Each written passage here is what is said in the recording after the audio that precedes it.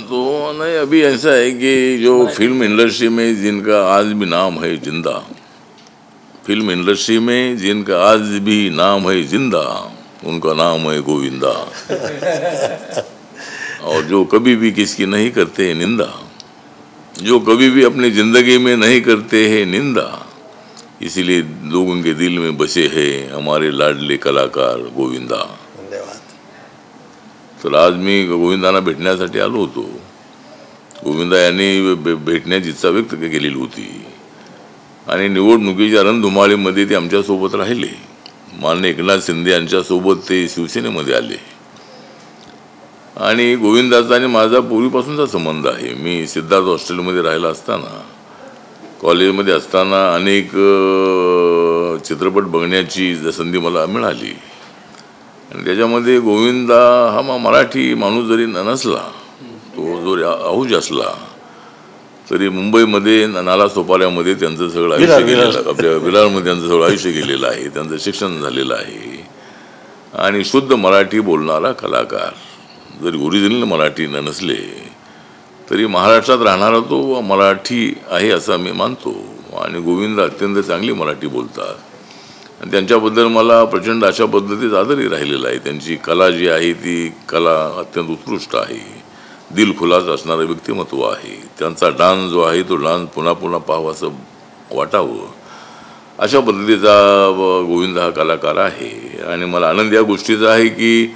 उत्तर मुंबईमध्ये त्यांना तिकीट मिळालं होतं काँग्रेस पक्षाचं आणि त्यावेळेला माझा अलायन्स काँग्रेस पक्षासोबत होता। त्यावेळेला गोविंदांना निवडून आणण्यामध्ये मलाही त्या ठिकाणी अनेक प्रचार सभा घेण्याची संधी मिळाली होती। त्यावेळपासून आमची ओळख अत्यंत चांगली झाली होती आणि आताही एकदा ते थोडेसे फिल्म इंडस्ट्रीमध्ये आता ते नवीन काहीतरी करावं अशा पद्धतीच्या भूमिकेत ते होते आणि निवडणुकीच्या अगोदर त्यांनी इच्छा व्यक्त केली होती मला भेटायचं आहे। त्यांच्या भेटीसाठी मी आलो होतो आणि मी त्यांना ऑफर दिलेली होती की आपण राजकारणामध्ये या, पुन्हा आपण कुठे लोकसभेला उभे राहा, पण ते म्हणाले की आता मला लोकसभेला उभं राहायचं नाही आहे, मला राजकारणामध्ये परमनंट अशा पद्धतीनं मला आता वेळ देण्याची इच्छा नाही आहे, पण राजकारणाबद्दल मला चांगल्या पद्धतीचा अभिमान आहे, समाजकार्य करण्यामध्ये मला आनंद आहे, गोरगरीब लोकांची सेवा करण्यामध्ये मला आनंद आहे आणि फिल्म इंडस्ट्री हा तर माझा अत्यंत आवडीचा अशा पद्धतीचं क्षेत्र आहेच आहे। तर त्याप्रमाणे आता ते म्हणाले की आता मी जास्त फिल्ममध्ये काम करणार नाही, संधी आली तर मी करेन, पण फिल्म प्रोड्यूस करण्याची माझी इच्छा आहे आणि त्याप्रमाणे 2-3 फिल्म मला वाटतं त्यांच्या आता ते निर्माता म्हणून ते त्या 2-3 फिल्मचे ते निर्माते आहेत, नवीन एका चित्रपटामध्ये ते काम करणार आहेत, असे अनेक चित्रपट येतील त्याच्यामध्ये ते काम करतील, पण त्यांनी चित्रपटामध्ये काम करताना राजकारणाच्या चित्रपटातून सुद्धा त्यांनी वेगळं होऊ नये, त्यांनी राजकारणाच्या चित्रपटामध्ये राहावं अशा पद्धतीची आमची इच्छा आहे। गोविंदांना ओळखणारा सगळा देश आहे आणि आज आम्ही चर्चा दिलखुलासपणे हेच केली की मी त्यांचा आभार व्यक्त केलेला आहे की आपण अनेक ठिकाणी सभा घेतल्या आणि त्यामुळं महायुतीला यश मिळालेलं आहे। एकनाथ शिंदेच्या नेतृत्वाखाली आम्ही निवडणूक लढलो, देवेंद्र फडणवीस, अजितदादा पवार, मी आणि आम्ही सगळे लोक महाराष्ट्राच्या कानाकोपऱ्यामध्ये फिरलो आणि संविधानाचा खोटा प्रचार करणाऱ्या राहुल गांधी आणि काँग्रेसवर आणि महाविकास आघाडीवर आम्ही लोकांच्या समोर प्रश्नचिन्ह उभं केलं की बाबासाहेबांचं संविधान कोणीच बदलू शकत नाही, मग हे संविधानाला का राजकारणात आणतायत, संविधान कसं बदलणार आहे, संविधान बदलण्याचा विषयच येत नाही आहे आणि हे लोकांच्या लक्षात आलं की नेगेटिव्ह अशा पद्धतीचा प्रचार, निगेटिव्ह अशा पद्धतीचा प्रचार हा सातत्यानं होत आहे आणि म्हणून लोकांनी भरभरून आम्हाला मतदान केलेलं आहे। त्याच पद्धतीनं लाडकी बहीण जी आहे, मुख्यमंत्री लाडकी बहीण या योजनेचा आम्हाला फायदा मिळालेला आहे आणि अपेक्षेपेक्षा मतदान जास्त झालं आणि एवढ्या पद्धतीनं आम्हाला यश मिळालं की आम्ही यश पचवू शकलो, पण महाविकास आघाडी मात्र आपला पराभव पचवू शकली नाही।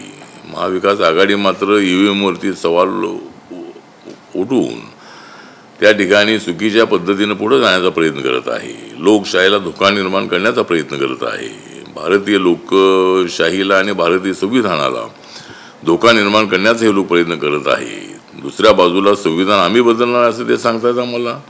हे संविधानाच्या विरोधामध्ये काम करणारे लोक आहेत आणि म्हणून आज गोविंद यांच्यासोबत माझी चर्चा झाली आणि मी त्यांचा आभार मानलेला आहे की आपण महायुतीच्या अनेक सभांमध्ये आपण आला, त्याचा आम्हाला फायदा मिळालेला आहे आणि आपण आमच्यासोबत राहिलं पाहिजे, आपण महायुतीसोबत राहिलं पाहिजे, एकनाथ शिंदे यांच्यासोबत आपण राहिलं पाहिजे।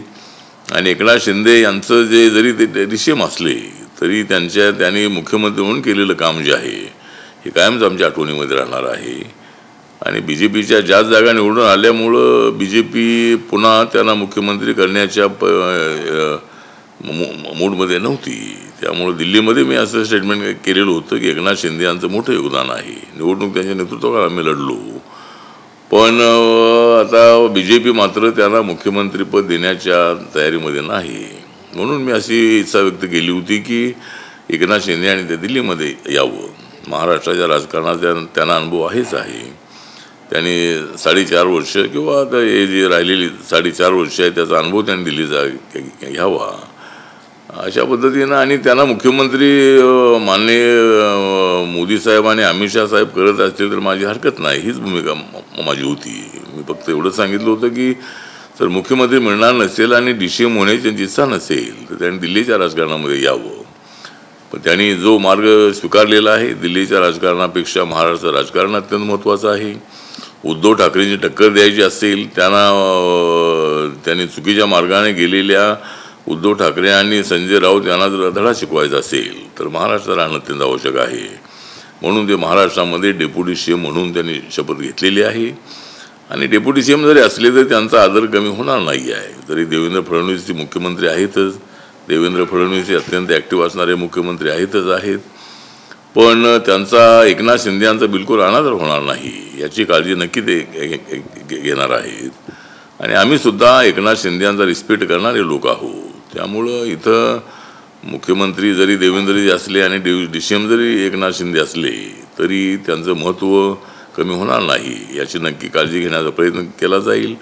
आणि आमची महायुती जी आहे, देवेंद्र फडणवीस, एकनाथ शिंदेजी, अजितदादा पवारजी, मी आहे, आम्ही सगळे मिळून आम्ही आता मागे हटणार नाही, आम्ही आता थांबणार नाही, आम्ही आता पुढे जाणार आहोत आणि विकासाची दिशा जी आहे ही आम्ही अत्यंत मजबूत करणार आहोत अशा पद्धतीची आमची इच्छा आहे आणि त्यासाठी आम्हाला सर्वांनी साथ द्यावी एवढीच आमची इच्छा आहे। आज गोविंद यांच्यासोबत माझी चर्चा झाली, ते माझे अत्यंत चांगले मित्र आहेत आणि त्यामुळे मित्र म्हणून आजची आमची चर्चा होती।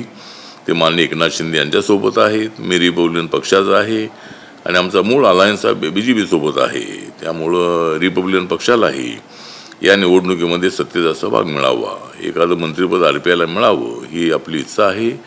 आणि त्या दृष्टिकोनातून माननीय अमित शहाजी, माननीय JP नड्डाजी आणि देवेंद्र फडणवीसजी यांच्यासोबत आपली चर्चा झालेली आहे, कारण रिपब्लिकन पक्ष हा मूळ BJPच्या कोट्यामध्ये आहे, त्यामुळं आम्हाला मंत्रिपद मिळायचं असेल तर ते माननीय एकनाथ शिंदे आणि अजितदादांना मागून उपयोग नाही आहे, ते BJPकडूनच आम्हाला मिळणार आहे। त्यामुळं नक्की RPIला एक मंत्रिपद मिळेल आणि सत्तेचा सहभाग चांगला मिळेल अशी आम्हाला पूर्णपणे अपेक्षा आहे।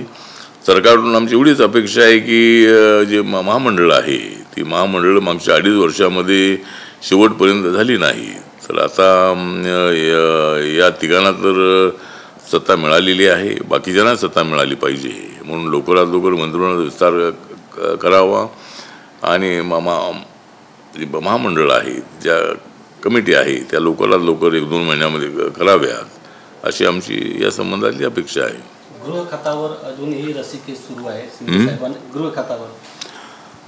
आता गृह खात्याच्या संबंधामध्ये निर्णय घ्यायचा आहे तो वरती BJPच्या सृष्टीने निर्णय घ्यायचा आहे। एकनाथ शिंदे यांचा आग्रह आहे की त्यांना गृहमंत्रीपद मिळालं पाहिजे आणि BJP ते सोडायला तयार नाही आहे। त्याने प्रस्ताव ठेवलेला आहे महसूल खातं जे आहे ते महसूल खातं आहे, सार्वजनिक बांधकाम खातं आहे, त्यानंतर अर्बन डेव्हलपमेंट खातं आहे, या खात्याची ऑफर त्यांनी दिलेली आहे।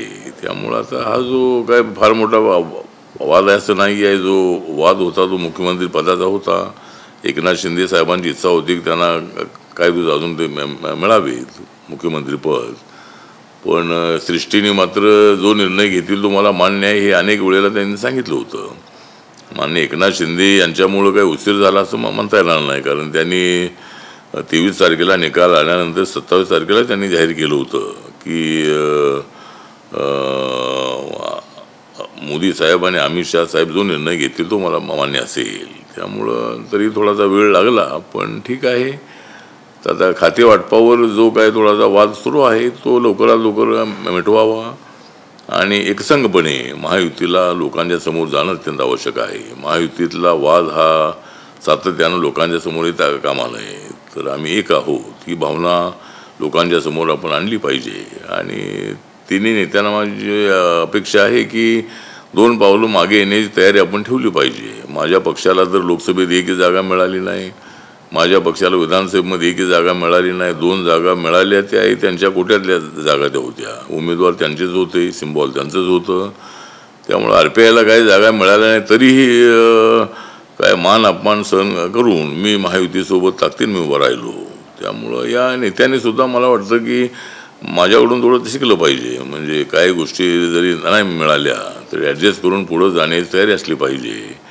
आणि त्या पद्धतीनं मला वाटतं की हा काय फारसा आता एक थोडासा वाद होता तर CM पदाचा तो आता मिटलेला आहे. एकनाथ शिंदे DCM झालेले असल्यामुळं आता सगळं वातावरण अत्यंत चांगलं वातावरण महाराष्ट्रातलं आहे. फक्त खाते वाटपाचा निर्णय आहे तो लवकरात लवकर घ्यावा खेळीमेळीमध्ये, एवढीच माझी इच्छा आहे. आता बॉलिवूडची इच्छा आहे की गोविंदा सरांना पण मंत्रीपद मिळायला पाहिजे. बाबा हेलो मेरे मुख को अपने मुख में डाल के नाही, गोविंदांची काही तशी इच्छा नाही आहे. त्यांची राजकीय अशी काही त्यांची अभिलाषा नाही आहे. त्यामुळं एकदा ते एकनाथ शिंदे यांच्याशी बोलणार आहेत, पण त्यांची काही तशी राजकीय काही तशी अपेक्षा करता हूँ.